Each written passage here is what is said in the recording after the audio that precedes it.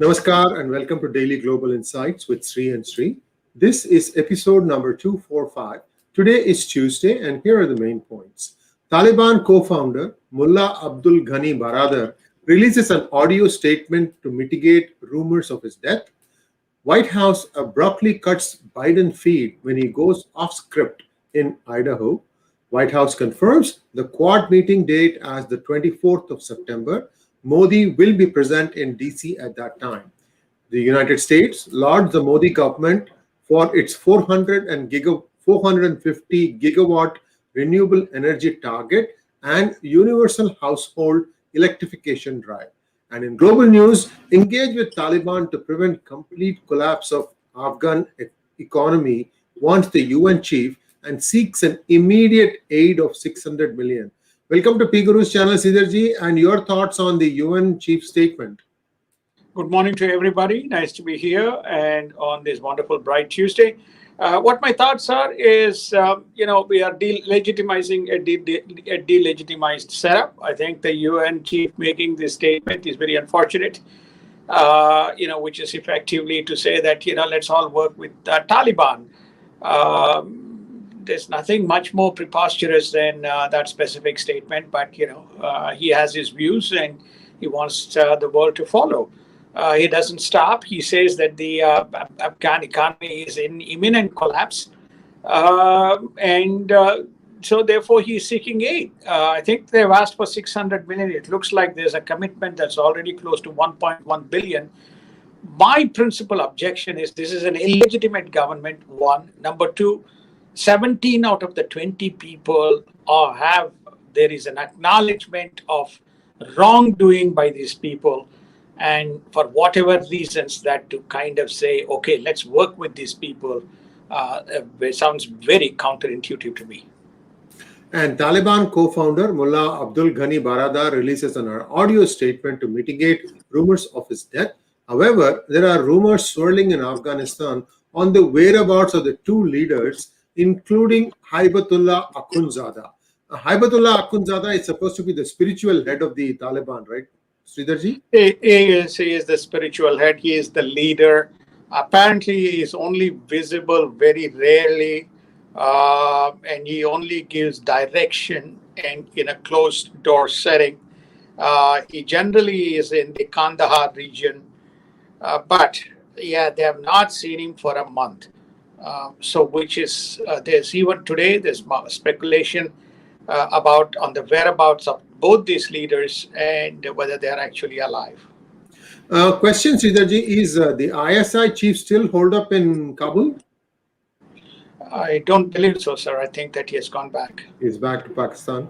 And we'll be doing a little bit more of the analysis of an evolving alliance in our program with Elmer Yuan starting at 7:30 p.m. IST in about a couple of hours from now. Let's move on. Trump asserts that Russia and China are reverse engineering US weapons left behind. No surprise there. Again, Elmer Yuan and I had discussed about this. Sridharji, your thoughts, is it that easy? Don't you think that they have already have these weapons from before? To some extent, I think, Trump is, what you call stirring the pot. The fact that so much of equipment has been left behind is almost like easy handover to Russians and the Chinese. His statement is more around that. Most of these countries, Russia, China, United States, France, Germany, UK, they all have to some extent access to each other technologies by way of various spy and other types of programs, sir. This is not something that is going to be a new revelation to them. And protests galore in Netherlands and Turkey and other cities against vaccine mandates. The United Kingdom Chief Medical Officer recommend vaccinating the 12 to 18 age group. Sridharji, this was something that was always on the cards in the sense that we needed to vaccinate the younger generation also. I don't know if these manufacturers of vaccines have completely understood this mutating virus, whether the vaccine itself is effective or not. I don't know when there'll be a complete comprehension of this. Your thoughts, Sridharji? I think first and foremost, the mandates, as you can see, the protests are not restricted to any one destination. It is sweeping the world. The people are not very satisfied. The second is the mandates I'm talking about. The second, I think the question that you are raising is it's an evolving paradigm. Today, we are in a much better position than what we were when this whole thing started, going back to November 2019, December 2019, January, February 2020. So we're in a much better position relative to that point of time. There's more data that's been collected. They've also been able to study the molecular structure of some of these viruses. And they believe that they can reduce the potency and not cause any long-term damages, which is why they're advocating to this young group, 12 to 18. Britain has done very well. UK has done very well. Remember, UK was one of the first countries, along with the United States, with their Oxford research labs, to launch the vaccine. And unlike many countries, AstraZeneca has worked very well with them. And even in India, you have the Covishield, which is a collaboration with British Oxford labs and research.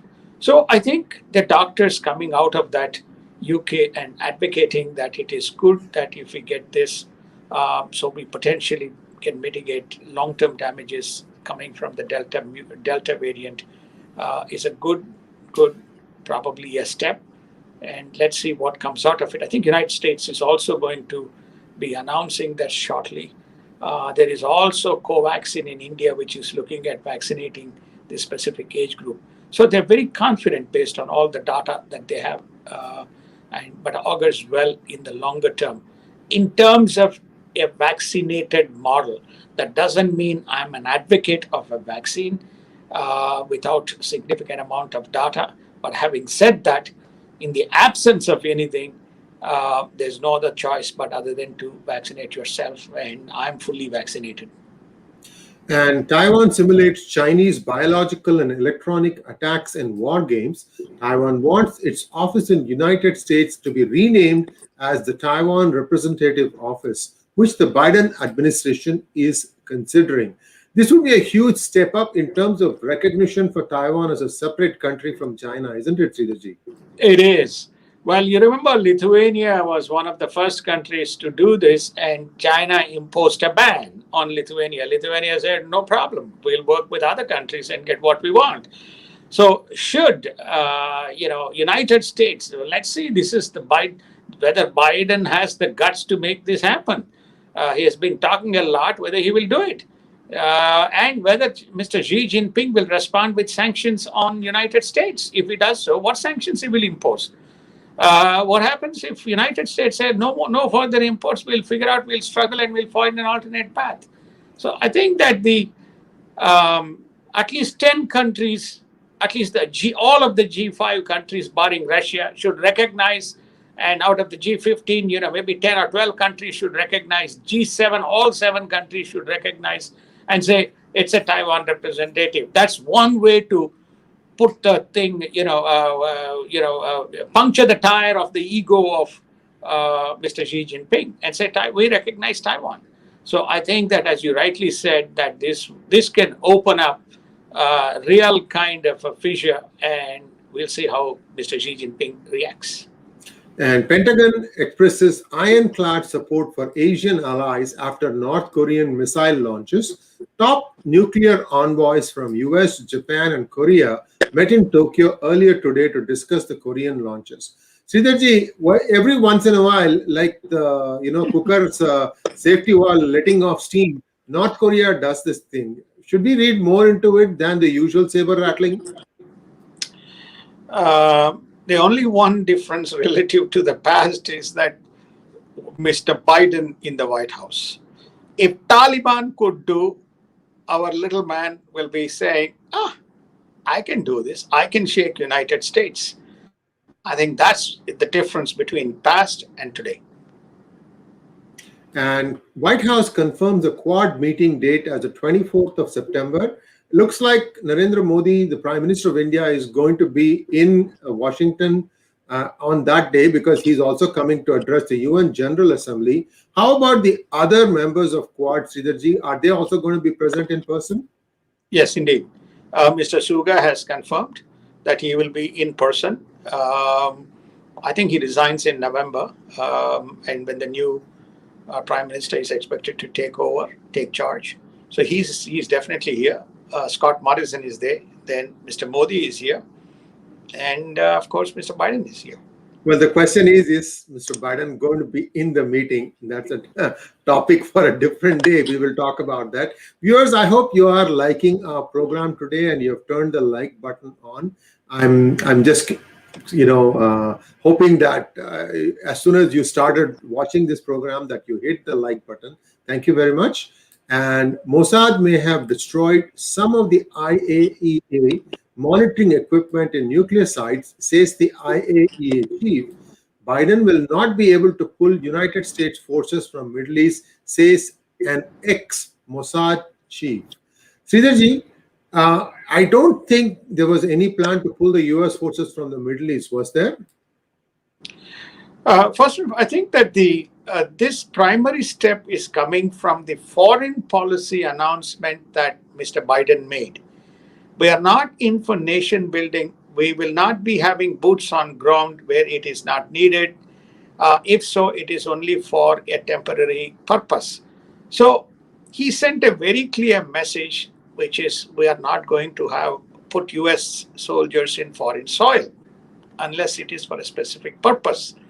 So it sent tremors around the world, which is to say, how is US going to respond to several challenges, including the Korean Peninsula, including in South China Sea, including Taiwan Strait, etc., and what's going to happen to forces in Syria, in Iraq, northern Iraq, and what the situation is going to be in many of those locations. If you recall, that with the Iraq Prime Minister, Mr. Biden has agreed to withdraw the forces from Iraq by end of the year.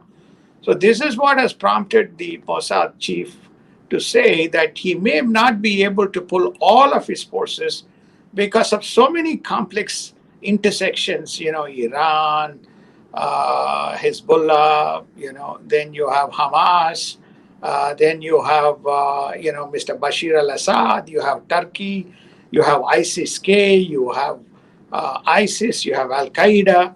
So you have a whole bunch of potpourri and mix of forces operating in that specific region. Then you have the Houthi trouble coming from Yemen into Saudi Arabia.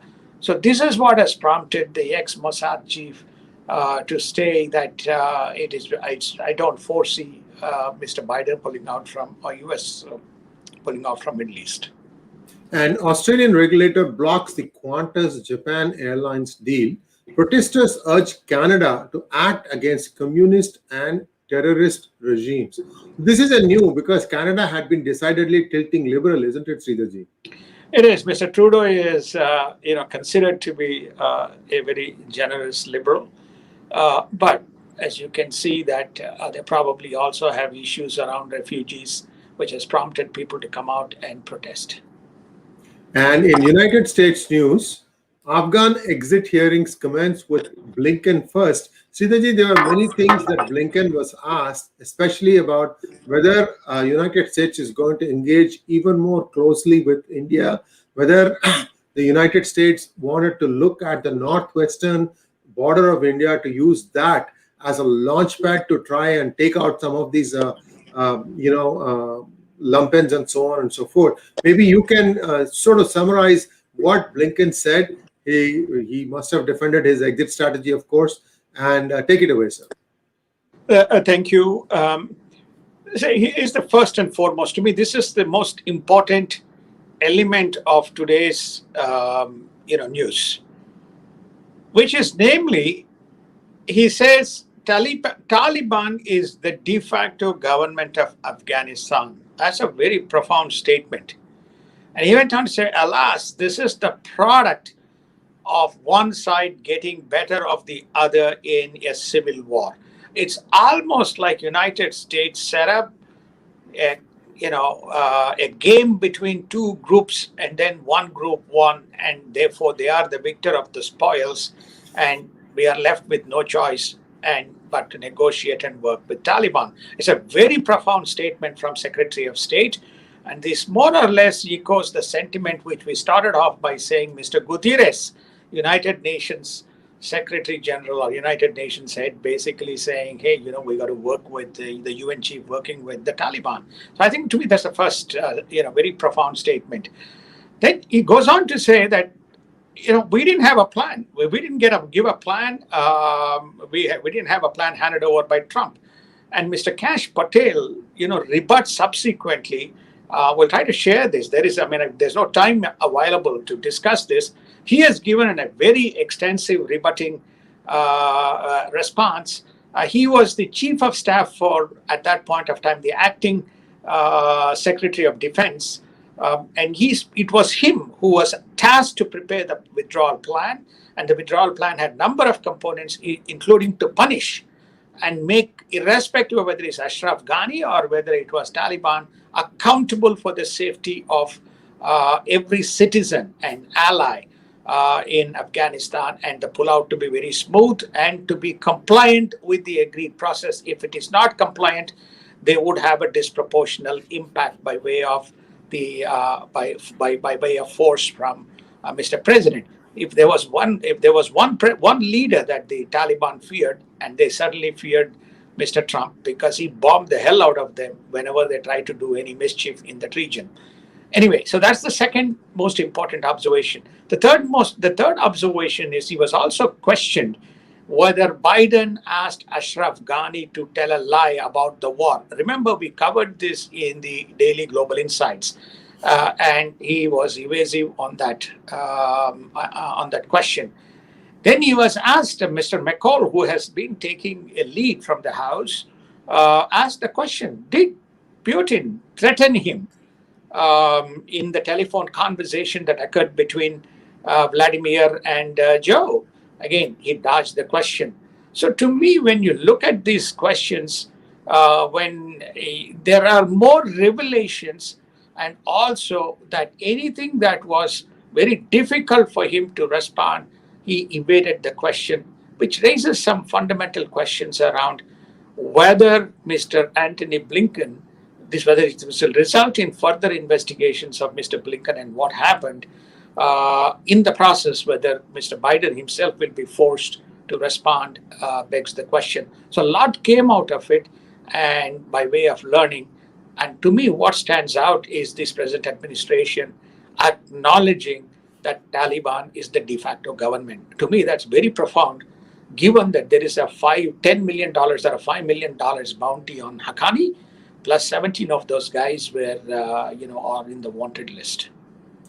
And to complete your thoughts, sir, there are rumors that it was Haqqani who actually shot at Baradar, and now people are probably going to be very careful about how they attend their cabinet meetings of the Taliban government. Who knows who's going to come to the meeting with what? This is just a joke because we don't know if that's true or not.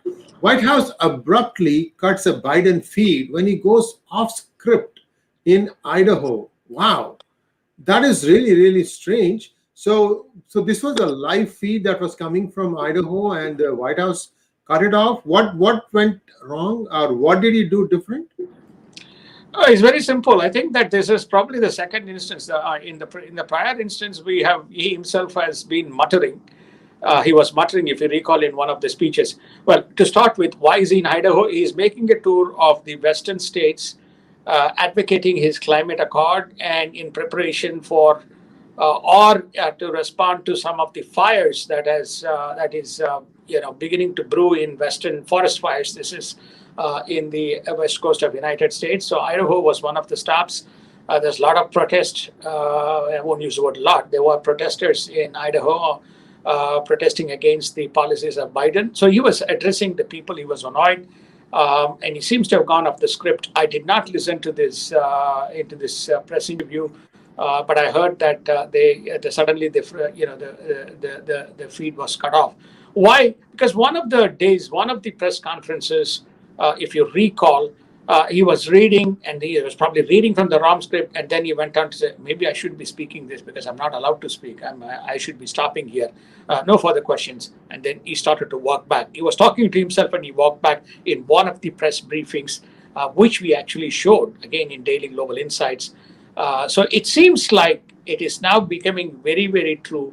He is on a very orchestrated and organized kind of an agenda. And if he anywhere he deviates, somebody pulling the string seems to be taking him off air. And viewers, I don't know if you remember, there was this analogy of a Bunsen burner, and this was used for Hillary Clinton. And the Bunsen burner was going to be controlled by a certain Barack Obama. And he is famously supposed to have said that the Bunsen burner will grow more or less depending on how much he needs to calibrate. Who knows? At least we can tell you we were one of the first to say that there is an alternate center of power, and this will come out. It can't hide for too long. We'll wait and see. The Biden prediction on herd immunity goes wrong as members of the FDA, Federal Drugs Administration, threaten to resign on mandates and boosters. Companies demand answers from Biden on vaccine mandates. So, Sridharji, this is what I know. Many companies in the Silicon Valley, such as Apple and the FANG, let's say, they had planned to have people come into work, but again, they have dialed it back. Although people do go in once a week or so, but there is no full attendance in all these big companies. Sridharji, does anyone have any idea how to go about getting this under control? Looks like Delta is still not completely controlled. So let me first respond to this confusion on this mandate. Okay. Now, there cannot be a more blue, more liberal state which is compliant with Biden laws than companies in Silicon Valley and the state itself. So as far as following the mandate and complying with that, California has no problem. We come to Florida and we come to Texas. Let us say we have the FANG companies in business in those states. Then you say, hey, you have to be vaccinated, otherwise we won't allow. DeSantis has announced, every time you do that, I'm going to hit you with $5,000 penalty. And you're not supposed to do that. And he has encouraged the employees to attend, and you're not supposed to ask the question. This is where businesses are flaring up. There is no national law. States prevail. The state laws prevail in many places. There's nothing called as a national mandate. There is a mandate that is given, but it is up to each of the states to implement the mandate. This Dr. Fauci himself had advocated, if you recall, when the vaccination, when the vaccines were released to the public, and when Biden was making a plea that, please get on with it, etc. And there was even incentives contemplated. So this is where the businesses are in furor, which is to say, this looks very silly and stupid, and we have complexities to do that. Salesforce, as an example, has told its employees that even in Texas, they have to vaccinate and come. And Senate Democrats to force a vote on election bill that overrides red states' local laws and is bound to fail. Only point Republicans are racist. This is the Democrats who are pointing to Republicans and saying that they are racist. Sridharji, this election bill, not much is being talked about in the public domain. What is it that it brings about a change? Maybe you can touch upon it, some salient factors and why the red states are pushing back against it. I think we discussed it, sir, if you remember, quite extensively, that we need a common voting law, we need a common voting system, we need, much more automated, extensively. In fact, I think that some parts of it is covered in the famous book of Sridhar, okay, which you have to read, okay. So now, what are the anomalies here? Yes, there it is. So you see, I remember his book. So therefore, it is there in that. Okay. So therefore, here's the story. Only the Constitution says every Tom, Dick, and Harry who is going by and walking by the street, cannot go and vote, right? There has to be a kind of a U.S. citizen by constitution is only allowed to vote. That's number one. Number two, which is even more important, the guy who is coming in must have a valid ID, so we can establish who he is before he is allowed to vote. That's number two. Number three, even further, which is namely, there's a whole process by which you do what you call absentia voting, in absence voting, right? You have a process. So therefore, all these rules and regulations our friends from Democratic Party don't want. They say that if you are a person living and availing, etc., including this in between people who make up a rough number of 8 million, and there may be quite a few people who may not have driver's license, ID, and so on, they're saying that they all must be allowed to vote because the reason is they are in the country and you cannot exclude them. This battle started with census and it has gone on into this. The only reason why this is not in the forefront is because of the next bullet point. The next bullet point is around the budget. That is the economic agenda of Mr. Biden. Social welfare and socializing the country is the biggest plan that is afoot. So the voting thing, there are other things that are receded to the back seat until this particular thing comes into forefront. You all remember there's a whole bunch of Texas senators and House representatives all made their way to Washington, D.C. Then they went to Portugal and had a good, nice vacation to avoid giving the quorum or the forum to the Texas to pass the election laws. Then an arrest warrant was issued, and then of course a compromise was struck. They came back, and the Texas has passed the law. So this is the reason why it is a little bit in the background, but the moment it comes in, I think everybody must read Sri Ayarji's book. Thank you very much, sir. I was kind of asking it in just, yes, we have covered. We are one of the few sites who have taken any data that has come our way and we have dissected it, especially all these plans to, fund this effort and that effort and so on. And the one that Sridharji is alluding to is the House Democrats' proposal to have one of the largest tax increases to fund the mega $3.5 trillion budget that will trigger inflation, and it will be the biggest pullback in an 881-page bill. My God, I don't know who's even having time to read that big a bill. And the salient points are starting to leak out. I'll give you a couple of numbers before we revert to Sridharji. Nearly 8 million illegal aliens will get amnesty under the government-funded program via the budget resolution process, says the House Republicans. And Pentagon tries to calm residents over measles cases, and Biden demands immediate House approval for a $6.5 billion fund to resettle the 25,000 refugees coming from places like Afghanistan. Now, taken together, there's also one other thing that I read, that they want to raise corporate taxes from 20% to 26.5%. And we should remember that under the Obama regime, it was around 35%, I believe. Sridharji, this is going to be a huge, huge deal. Already people have done tax inversion to avoid paying taxes in the US, with the taxes climbing back to 26.5%.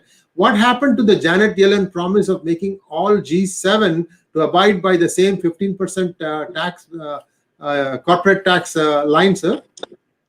Oh, well, there's two things. One is global, the second is local, right? We are referring to local here, okay? The whole concept of global was basically to prevent tax havens, right? Which is going to be also coming under the purview of the US taxation regime. The two specific topics where we wanted to go extensive details. One is the cash Patel respond to Mr. Biden that there was no plan, and the second is the listing of the various budget items. Is when we will do it. I think probably first week of October. There's no time window through an offsite in terms of the whole budget and the taxation. one has to see, if one looks at the tax, the line items of individual taxes, corporate taxes, exemption from, in the private equity and venture capital businesses, exemption from what we call carried interest, surcharges on wealth taxes, surcharges on capital gains, increasing the capital gains from 20% or in some instances 10% to as high as 30% and 35%. So it is an astronomical leap in terms of the taxation, and the corporate taxes that Sriji was referring to was going from 20% to 21% to 27%. And then there is a minimum tax for companies operating businesses overseas. Put it together, it will sink the business. It'll sink the economy. But so be it. If you have time, please go and take a look at AOC's boondoggle over a couple of days ago or yesterday, where she was in a party dressed in an attire which says "tax the rich, tax the rich." So that is the agenda of Mr. Biden, because he has to fund all these programs. These 25,000 refugees are not from everywhere. 25,000 refugees are specifically from Afghanistan. 25,000 refugees, $6.5 billion. You do your own calculations, you will know the number. And also, viewers, I urge you to watch the 7:30 program with Elmer Ewan as we try to decode the missing $60-odd billion. We know that $88 billion worth of equipment was left in the in Afghanistan when the US left. However, the inventory shows up only $23 billion. What happened to the remaining $65 billion? Where did it land up? We're going to touch upon that also.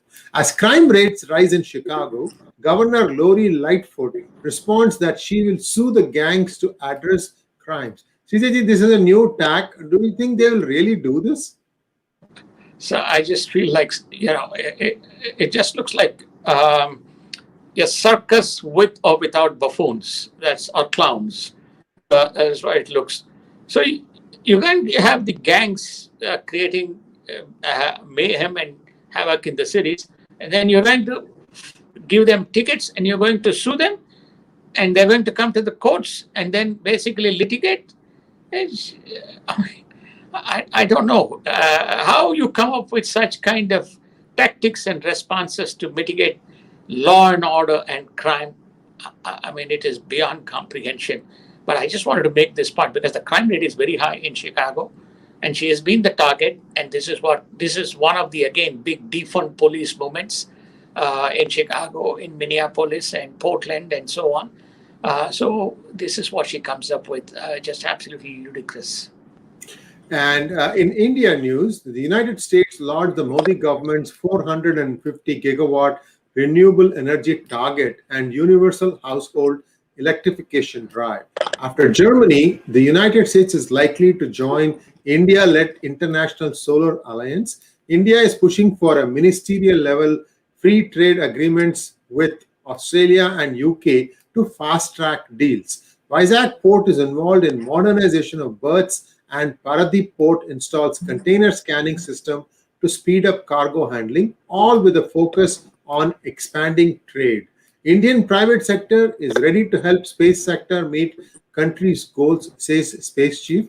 India's share less than 2% in the 447 billion global space economy. In fact, the space sector has been one of the bright spots of the India's technology. Sridharji, your thoughts and where India is headed? Certainly, it is trying very hard to attract foreign investment also be compliant for the new global climate change requirements. First and foremost, I think that India is advancing very well. I mean, I think we have covered this again in Daily Global Insights. If there's one country which is far down the track of meeting this 1.5 degrees centigrade threshold in terms of reduction of the temperature, then it is India. India is very well advanced. It's probably home to one of the largest alternate and renewable energy. Doesn't matter whether it is solar, or doesn't matter whether it is wind, or doesn't matter whether it is other forms of energy, that India is fairly well advanced and investing. I think India already has a scheme to do, which is what you call as the universal electrification into all of the households. I think they're well down the path on that as well. So I think as far as the alternate and renewable energy is concerned, I think India is well down the track. And obviously, Europeans are big believers in that. And Germany signed the deal, was the first country to sign the deal. So this is a big hoorah for Mr. Biden. Mr. Biden is desperately looking for some anchor clients that includes people like India to advocate and to advance this climate agenda. This is no surprise that Mr. Kerry is spending more and more time in India and trying to woo China as well, which you're going to cover anyway later in the morning, U.S. time. As far as the FTA is concerned, India clearly believes. I told you that we had mentioned again in Daily Global Insights. India is trying to leverage. So it is like it is moving on a transformative journey. It sees itself having a window by which that it can build capabilities as well as export to countries on a bilateral basis rather than reliant on multilateral free trade agreements. So it says, how do I, even from small countries to large countries, India is trying to build this bilateral free trade partnerships. That moves on to the next point as to why you are enhancing your port and infrastructure, because to have trade, you need to have fast moving port and air and logistics infrastructure. So naturally, the capabilities adjacent to that is getting done. If you look back at China 20 years ago, all the stuff that you see in India was happening 20 years ago, and it's happening, unfortunately, 20 years later, because export was not one of the areas that India focused on. As far as the space is concerned, it is very big, as you rightly said. From an innovation point of view, the space, India, again, is a shining light. Infrastructure, renewable energy, mobile, and then the space program is space in conjunction for both commercial as well as for defense purposes. Remember now, India is also offering space programs for private launches, the facilities for private launches, very similar to NASA. So I think this is a very good objective, and private sector is raising its hand and saying we need space access, and we will get into the game. August well. India to test Agni 5 missile with technology to deliver multiple nukes to different targets. Trials to commence later this month. CRPF personnel recover 6 Chinese hand grenades on a Jammu Kashmir highway. And India-Africa Defense Dialogue to be held biannually alongside the Defense Expo. Retail inflation dips to 5.3% due to easing food prices. India witnesses fastest non-food credit growth in a year, showing signs of economic recovery. Kharif food grain growth likely to touch a record 150 million tons this year. India witnesses low COVID cases as active cases reduced to 374,268 and vaccinations surged to 751.481 million. Sridharji, India's vaccination numbers are impressive, and it appears that their own co-vaccine appears to be quite good and effective against the Delta variant. It is, and I think that it's a very impressive number relative to where India started. It's actually, if you look at these numbers in terms of number of doses, it is twice the number of doses administered in United States. Just shows something about the distribution and capabilities. At the drop of a hat, India gets critiqued, especially during the cryogenic and oxygen issues. Now you go back and study all the stuff that has happened around the oxygen and oxygen facilities in each of these captive units. It probably makes a compelling case study. But most important story here is 751, of which I think somewhere close to 560 or 570 million is single dose. That's 600 million when they cross, they would be crossing close to 70% of the nation vaccinated with single dose. That's an important number. Their goal was to achieve 100% one dose before the end of the year. Then they may not be too far from the track. Again, go back to Daily Global Insights. We did say that there is a plan. We did say that they are likely to meet, notwithstanding the fact that there was tremendous skepticism in mainstream media that India will not meet its targets and India will not have the capacity because they exported rather than prioritizing internal.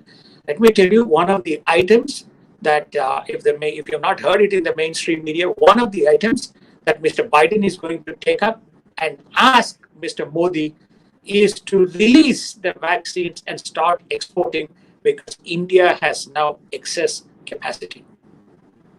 That's very good to know, sir. And let's take a quick look at markets before we wind down. We are already 40 minutes into the program today.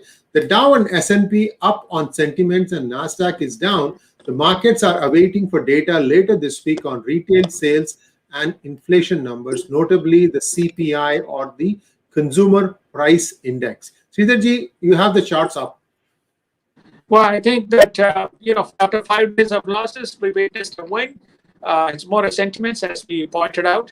The Dow was up 260 points and S&P was up 10 points. But more important data is to come later this week. Nasdaq was, slightly down. The energy prices are beginning to move up, but they are well below the $75. I think that the price will be oscillating between the $73 mark between Brent as well as the crude. The 10-year, the interest rates have remained at 1.32% in the same kind of a band, which shows that notwithstanding the inflation, the rates are still being held.